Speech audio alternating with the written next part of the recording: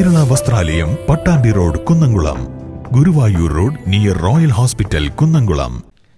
ഇർമപ്പെട്ടി വേലൂർ പഞ്ചായത്തുകളെ തമ്മിൽ ബന്ധിപ്പിക്കുന്ന തയ്യൂർ ആലുക്കൽ ചിറ പാലത്തിന്റെ നിർമ്മാണത്തിലെ അപാകത പരിഹരിക്കണമെന്നും ജനങ്ങൾക്ക് നടക്കുവാനുള്ള നടപ്പാത ഉടൻ തുറന്നുകൊടുക്കണമെന്നും ആവശ്യപ്പെട്ട് കോൺഗ്രസ് ഇർമപ്പെട്ടി മണ്ഡലം കമ്മിറ്റിയുടെ നേതൃത്വത്തിൽ പ്രതിഷേധ ജാഥ നടത്തി.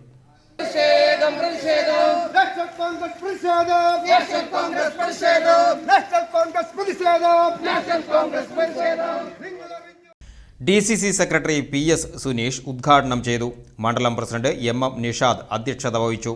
NK Kabeer, MC Aiju, Raghu Kariyannur, Siji John, Sefeena Azeez, Anitha Vincent, Meena Shalomon, Frijo Vadakkoot എന്നിവർ സംസാരിച്ചു.